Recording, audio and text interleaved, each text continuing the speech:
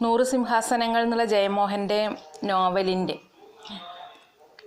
3-ാം അധ്യായത്തിൻ്റെ അവസാന ഭാഗമാണ് ഇന്നത്തെ ക്ലാസ്സിൽ നമ്മൾ ചർച്ച ചെയ്യുന്നത്. അപ്പോൾ നമ്മൾ പറഞ്ഞു വെച്ചത് ധർമ്മപാലൻ എന്ന് പറയുന്ന നമ്മളുടെ IAS ഓഫീസർ അല്ലെങ്കിൽ മധുരയിലെ ജില്ലാ കളക്ടർ. അപ്പോൾ അദ്ദേഹം അവിടെ ജനങ്ങളുടെ പരാതികൾ അങ്ങനെ കേട്ടുകൊണ്ടിരിക്കുന്ന സമയത്ത് അമ്മ അവിടേക്ക് കയറി വന്നു എന്നാണല്ലോ കഴിഞ്ഞ ക്ലാസ്സിൽ നമ്മൾ ചർച്ച ചെയ്തിട്ടുണ്ടായിരുന്നത്. അപ്പോൾ അതിനുശേഷം ഉണ്ടായ കാര്യങ്ങളാണ് നമ്മൾ ഈ ക്ലാസ്സിൽ ചർച്ച ചെയ്യുന്നത്. അപ്പോൾ അമ്മ കയറി വന്ന് തള്ളി ഉന്തി മുന്നിലെത്തി ഇങ്ങനെ പറയണം, അത് എനിക്ക് മോനാക്കും, എനിക്ക് മോൻ കാപ്പൻ, കാപ്പ അല്ലേ മക്ക, കാപ്പ കാപ്പ എന്ന് നിലവിളിച്ചു. അപ്പോൾ അവളോടൊപ്പം വന്ന വൃദ്ധനും ചേർന്ന് ഒച്ചയിട്ടു. പോലീസുകാരെ അവരെ അടിച്ച് പുറത്താക്കാൻ നോക്കിയപ്പോഴും ധർമ്മപാലൻ വിലക്കാണ്. അപ്പോൾ എന്താ അവിടെ, ഡാ നായെ പുറത്തേക്ക് പോടാ, പുറത്ത് പോയില്ലെങ്കിൽ നിൻ്റെ എല്ലൊടിക്കും എന്ന് പറഞ്ഞ് പോലീസുകാരെങ്ങനെ വടി ഓങ്ങി നിൽക്കുകയാണ്. അപ്പോൾ വേണ്ട ഷൺമുഖം എന്ന് പറഞ്ഞിട്ട് ധർമ്മപാലൻ അവരെ വിലക്കാണ്. അപ്പോൾ അമ്മ ഏതോ പാർട്ടിയുടെ കൊടി ചീന്തി എടുത്തിട്ട് മാറിലിങ്ങനെ സാരി പോലെ ഉടുത്തിട്ടുണ്ട്. നരിക്കുറവരിൽ നിന്ന് കിട്ടിയ ഒരു പാവാടയും അണിഞ്ഞിട്ടുണ്ട്. മൂക്കിൽ അലുമിനിയത്തിൽ ചെയ്ത ഒരു മൂക്കുത്തിയുണ്ട്. തലയിൽ എന്തോ പ്ലാസ്റ്റിക് പൂവ്. രണ്ടാളും കൂടി നേരെ ധർമ്മപാലൻ്റെ മുറിയിലേക്ക് കയറി വരികയാണ്. അമ്മയും ഒപ്പമുണ്ടായിരുന്ന വൃദ്ധനും കൂടി. അപ്പോൾ അമ്മ ഇങ്ങനെ പറഞ്ഞു, ഇത് എനിക്ക് മോൻ കാപ്പൻ, എനിക്ക് മോനാക്കും, എനിക്ക് മോനെ കാപ്പ മക്ക എന്ന് ഇങ്ങനെ ഉച്ചത്തിൽ നിലവിളിച്ചുകൊണ്ടിരുന്നു. അപ്പോൾ ധർമ്മപാലൻ്റെ മുഖത്ത് കറുത്ത നഖമുള്ള കൈകൾ കൊണ്ട് ഇങ്ങനെ അള്ളിപ്പിടിച്ച് കവിളിലും നെറ്റിയിലും ഒക്കെ എന്നിട്ട് ചുംബിക്കുകയാണ്. അപ്പോൾ അവർ ചുംബിക്കുക എന്നുള്ളതുകൊണ്ട് ഉദ്ദേശിക്കുന്നത് പല്ലിറുക്കി കടിക്കുക എന്നാണ് എന്ന് ധർമ്മപാലൻ തന്നെ പറയുന്നുണ്ട്. അങ്ങനെ വെറ്റിലച്ചാറ് അദ്ദേഹത്തിൻ്റെ മുഖത്തൂടെ ഇങ്ങനെ ഒഴുകി. അപ്പോൾ എല്ലാവരും വായ തുറന്നിങ്ങനെ നോക്കി നിൽക്കുകയാണ്. എന്താണ് സംഭവം എന്ന് ആർക്കും ഒന്നും പിടികിട്ടുന്നില്ല.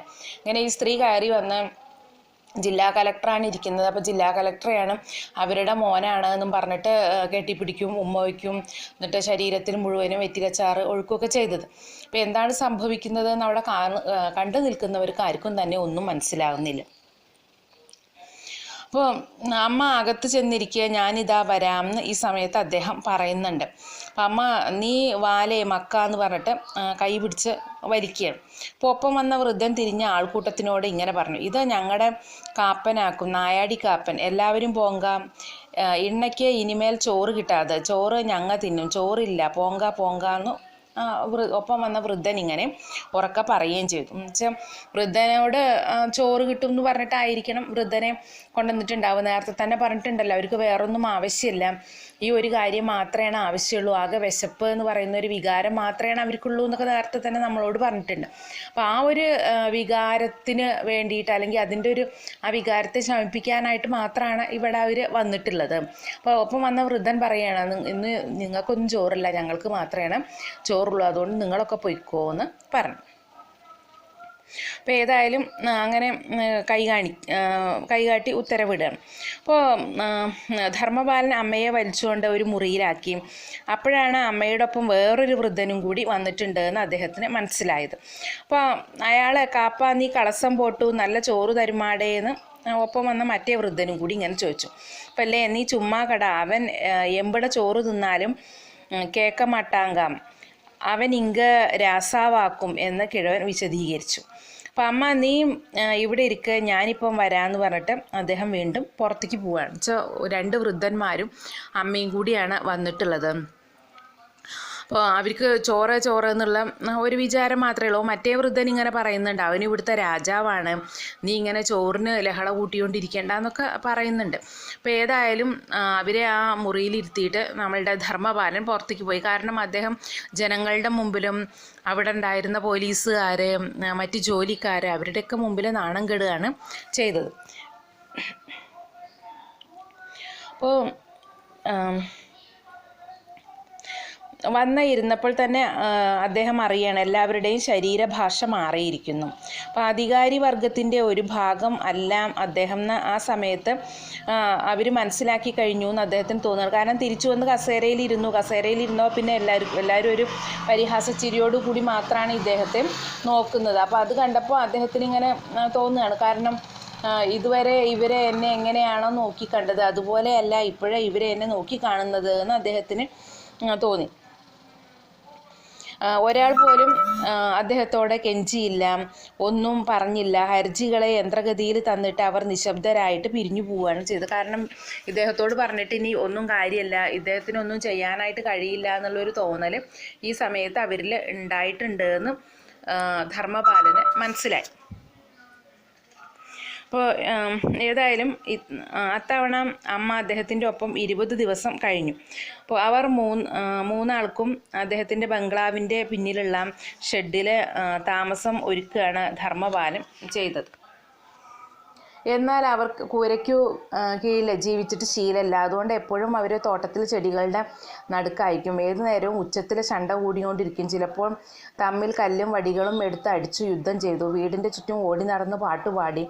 രാത്രിയിൽ തോട്ടം മുഴുവനും മലവിസർജനം നടത്തി വെച്ചു. ഓരോ ദിവസവും അത് വൃത്തിയാക്കുന്ന അരുണാചലം നമ്മളുടെ ധർമ്മപാലനെ ഇങ്ങനെ ശപിക്കുന്നത് അദ്ദേഹം തന്നെ കേട്ടു. കേൾക്കാൻ വേണ്ടിയിട്ടാണ് അവൻ പറഞ്ഞത്. കാരണം ഇവിറ്റേനെയൊക്കെ കൊടുത്ത് താമസിപ്പിച്ചുകൊണ്ടാണല്ലോ ഈ ബുദ്ധിമുട്ടുകൾ അദ്ദേഹത്തിന് ഉണ്ടാവുന്നത്. അപ്പോൾ ഈ സമയത്ത് അദ്ദേഹത്തിൻ്റെ വിവാഹമൊക്കെ കഴിഞ്ഞിട്ടുള്ള സമയമാണല്ലോ. അപ്പോൾ അമ്മയ്ക്ക് സുധയെ ഒട്ടും ഇഷ്ടമായില്ല ധർമ്മപാലൻ പറയണം. കാരണം സുധയുടെ വെളുത്ത നിറമാണ് അമ്മയെ ഭയപ്പെടുത്തിയത്. അപ്പോൾ വെളുപ്പ് അമ്മയെ അത്രയ്ക്ക് ഭയപ്പെടുത്തിയതിൽ അദ്ദേഹത്തിന് അത്ഭുതമൊന്നും ഉണ്ടായിരുന്നില്ല.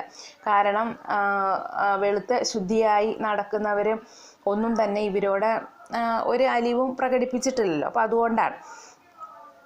പക്ഷേ വെളുപ്പിനോടെ ഇത്ര പുച്ഛം അമ്മയ്ക്കുണ്ടാവുമെന്ന് ഞാൻ ഒരിക്കലും ചിന്തിച്ചിരുന്നില്ല എന്ന് അദ്ദേഹം പറയണം. ആദ്യം സുധയെ കണ്ടപ്പോൾ തന്നെ അമ്മ ഓടി മുറ്റത്ത് ഇറങ്ങി നിന്നുകൊണ്ട് വായിൽ കൈവച്ച് മിഴിച്ചു നോക്കി. സുധ എന്തോ പറഞ്ഞപ്പോൾ ധൂ എന്ന് ഉഗ്രമായിട്ട് കാറിത്തുപ്പി. പാണ്ഡൻ നായാക്കും ലേ പാണ്ഡൻ നായില്ലേ എന്ന് സുധയെ ചൂണ്ടി വിളിച്ചു പോയി.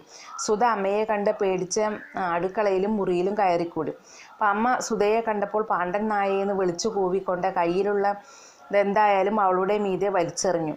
വസ്ത്രം പൊക്കി ഗുഹ്യാവയവത്തെ കാട്ടി ചീത്ത പറഞ്ഞു. കൊഞ്ഞനം കുത്തി നൃത്തം കളിച്ചു കാട്ടി. അപ്പോൾ ഒരിക്കലും അവർക്ക് സുധയെ അംഗീകരിക്കാനായിട്ട് കഴിഞ്ഞില്ല.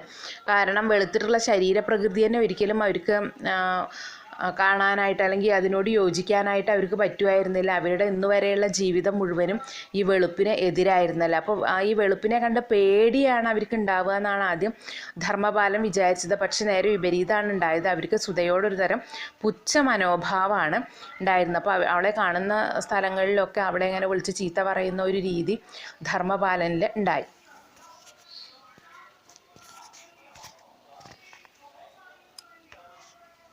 സുധ, ബാലു പ്ലീസ്, എന്നോട് കുറച്ചെങ്കിലും സ്നേഹം ഉണ്ടെങ്കിൽ അവരെ എങ്ങോട്ടെങ്കിലും പറഞ്ഞയക്കും.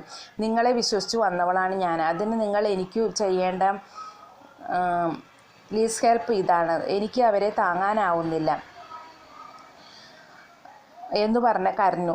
തലയിലടിച്ചു കരഞ്ഞുകൊണ്ട് അവൾ കിടക്കയിൽ ചുരുണ്ട് കിടക്കുന്നത് ഞാൻ നിർവികാരനായി നോക്കി കിടന്നു എന്നാണ് ധർമ്മപാലൻ അതിനെക്കുറിച്ച് പറയുന്നത്. കാരണം സുധ ഇദ്ദേഹത്തെ വിശ്വസിച്ചിട്ടാണല്ലോ വലിയ കുടുംബത്തിൽ നിന്നും ഒപ്പം പോന്നിട്ടുള്ളത്. പക്ഷെ അത് ആ രീതിയിൽ അവളെ സംരക്ഷിക്കാനായിട്ട് ഇപ്പോൾ പലപ്പോഴും നമ്മളുടെ ധർമ്മപാലന് പറ്റുന്നില്ല. അപ്പോൾ എന്നോട് എന്തെങ്കിലും ഒരു ദയുണ്ടെങ്കിൽ അല്ലെങ്കിൽ എനിക്ക് അത്തരത്തിൽ എന്നോട് ഒരു മാനസികാവസ്ഥ നിങ്ങൾക്ക് ഉണ്ടെങ്കിൽ എന്നെ ഇതിൽ നിന്നും രക്ഷിക്കണം എന്നുള്ള ആ ഒരു കാര്യമാണ് സുധ പറയുന്നത്. പറയൂ ബാലു, ഇങ്ങനെ വെറുതെ കിടന്നാൽ എങ്ങനെ? പ്ലീസ് സുധ, ഞാനൊന്ന് ചിന്തിക്കട്ടെ. വെറുതെ എങ്ങനെ അയക്കും? നിങ്ങൾ അയക്കില്ല. അവരെ നമുക്ക് ഒന്നും ചെയ്യാൻ പറ്റില്ല. അവർ ഒരു ജീവിതത്തിന് ശീലിച്ചു കഴിഞ്ഞവരാണ്. ഇനി അവരെ നമുക്ക് മാറ്റാൻ പറ്റില്ല. അവർ എവിടെയെങ്കിലും സന്തോഷമായിരിക്കട്ടെ. വേണ്ടതൊക്കെ നമുക്ക് ചെയ്യാം. സുധ പറഞ്ഞത് കാര്യമാണ്. എവിടെയെങ്കിലും അവരെ കൊണ്ടുവന്നാക്കിയിട്ട് അവർക്ക് ആവശ്യത്തിന് ഭക്ഷണവും ഒക്കെ ഏർപ്പാടാക്കി കൊടുത്താൽ മതിയല്ലോ. അല്ലാണ്ട് എന്തായാലും ഈ തരത്തിൽ അവരെ ഒപ്പം താമസിപ്പിക്കുക എന്ന് പറയുന്നത് കഴിയില്ല എന്ന് സുധ പറയണം. അപ്പോൾ ഈ സമയത്ത് നമ്മളുടെ പ്രജാനന്ദ സ്വാമികൾ പറഞ്ഞ വാക്കുകളെ ഇടയ്ക്കിടയ്ക്ക് ധർമ്മപാലൻ ഇങ്ങനെ ഓർക്കുകയാണ്. അപ്പം അദ്ദേഹം അതാണ് പറയുന്നത്. ഞാൻ പ്രജാനന്ദനെ ഓർത്തുകൊണ്ടിരുന്നത്. അമ്മയ്ക്ക് ഞാനൊരു വലിയ അനീതിയാണ് ചെയ്തത്. അതിന് ഞാൻ പകരം ചെയ്യണമെന്ന് അദ്ദേഹം പറഞ്ഞത് ഗുരുവചനമാണ്. അത് ഞാനൊരിക്കലും കടന്നു പോകാൻ കഴിയാത്ത ഉത്തരവുമാണ്. പക്ഷെ അമ്മയ്ക്ക് ഞാൻ എന്തു ചെയ്യും? അവൾക്ക് എന്താണ് വേണ്ടത്? അതിനുള്ളിൽ എൻ്റെ ബംഗ്ലാവിലെ ചോറും അമ്മയ്ക്കും അടുത്തു കഴിഞ്ഞിരുന്നു. അപ്പോൾ അമ്മയെ മുമ്പോട്ട് കൊണ്ടുപോയത് സുധയോടുള്ള വെറുപ്പായിരുന്നു. സ്നേഹം പോലെ തന്നെ വെറുപ്പും അതിരുകളില്ലാത്തതാണ് എന്ന് അന്ന് എനിക്ക് മനസ്സിലായി എന്ന് അദ്ദേഹം പറയും. കാരണമില്ലാത്ത ജൈവശക്തിയാണ് അമ്മയുടെ വെറുപ്പും സ്നേഹവും. സുധയോട് അമ്മയ്ക്കുള്ള വെറുപ്പ്, അതിൻ്റെ ആഴം അന്വേഷിച്ചു ചെന്നാൽ എവിടെയാണ് ചെന്നെത്തുക? അപ്പോൾ ഒരുപാട് ചോറിഷ്ടം പോലെ കിട്ടിക്കഴിയുമ്പോൾ പിന്നെ ആ വിശപ്പിനോടുള്ള അത്യാർത്തി അവർക്ക് ഇല്ലാതെ ആവുകയാണല്ലോ ചെയ്യുന്നത്.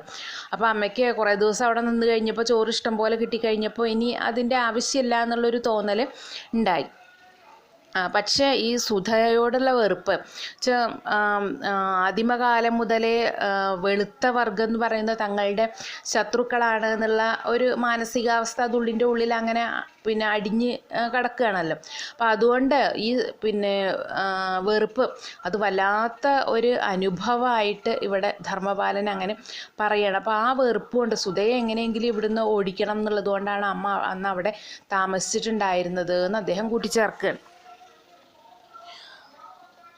അമ്മ അടുക്കളയിൽ കയറി കിട്ടിയതൊക്കെ വാരി വലിച്ചിട്ട് തിന്നും. വീട് മുഴുവൻ വെറ്റിലതൊന്നും തുപ്പി വയ്ക്കും. സുധയുടെ ജമ്പറും സാരിയും പ്രായം പോലും എടുത്തിടും.